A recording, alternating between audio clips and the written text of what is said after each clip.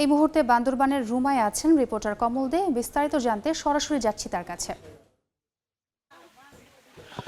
বিচ্ছিন্নতাবাদী সন্ত্রাসী সংগঠন কুকি চীনের প্রতি কঠোর বার্তা দিয়েছেন স্বরাষ্ট্রমন্ত্রী আসাদুজ্জামান খান কামাল। তিনি আজকে সকালে কিন্তু ঘটনাস্থল পরিদর্শনের পাশাপাশি মত বিনিময় সভায় তিনি বলেছেন, শুধু কুকি চীনের সাথে সরাসরি সম্পৃক্তদেরকে নয়, তার সাথে যাদের ন্যায়পত্র রয়েছে তাদেরকে খুঁজে আনা হবে এবং তাদের বিরুদ্ধে কঠোর ব্যবস্থা নেওয়া হবে, এমনটি তিনি ঘোষণা দিয়েছেন। তিনি সকাল 10টার পরপরই কিন্তু হেলিকপ্টার যোগে রুমাতে নামেন, রুমা বিজিবি ক্যাম্পে। এরপর তিনি সড়ক পথে চলে আসেন রুমার সেই সোনালী ব্যাংক এলাকায়, যেখানে কুকিচিন সদস্যরা সন্ত্রাসী হামলা চালিয়েছিল। প্রথমে তিনি আনসার সাথে কথা বলেন, এরপর তিনি যান সেই মসজিদটিতে, যে মসজিদের মধ্যে মুসল্লিদের নামাজ পড়া অবস্থায় কুকিচিন সদস্যরা জিম্মি করেছিল। তিনি কথা বলেছেন ইমামের সাথে কথা বলেছেন। যে ইমামকে তারা জিম্মি করেছিল সেই ইমামের কথা বলার পর তিনি সেই সোনালী ব্যাংকে আসেন।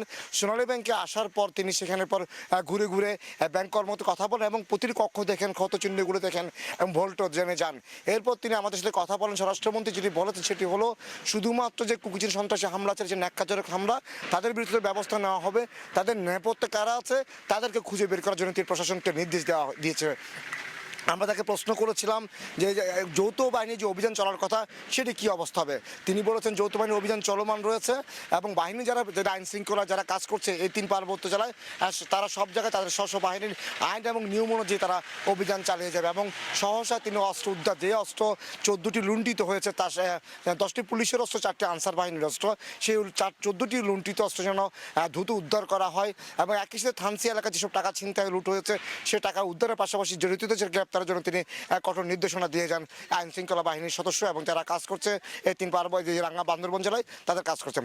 আমরা দেখেছি স্বরাষ্ট্রমন্ত্রীর সাথে পার্বত্য বিষয়ক মন্ত্রী কুজেন্দ্রলাল ত্রিপুরা, সাবেক পার্বত্য বিষয়ক মন্ত্রী এবং বান্দরবানের সংসদ সদস্য বীর বাহাদুর এবং একই বীর বাহাদুর উসি সিং আমরা দেখেছি সাথে ছিলেন। তার সাথে ছিলেন বিজিবি মহাপরিচালক, পুলিশের মহাপরিদর্শক এবং র্যাবের মহাপরিচালক সহ ঊর্ধ্বতন সরকারি কর্মকর্তাদেরকে নিয়ে তিনি কিন্তু এই বান্দরবান পরিদর্শন করেছেন। কারণ আপনারা জানেন গত কয়েকদিন ধরে বান্দরবান একটা আতঙ্কের নগরীতে পরিণত হয়েছে, ভয়ঙ্কর নগরীতে জনপদে পরিণত হয়েছে। তাই এই আতঙ্ক দূর করার জন্য, এই ভয় দূর করার জন্য তিনি এসেছেন এবং তিনি কঠোর বার্তা দিয়ে গেছেন কুকি চীনের প্রতি।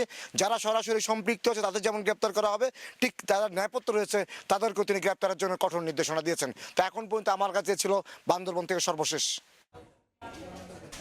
সরাসরি যুক্ত ছিলাম বান্দরবানের রুমায়।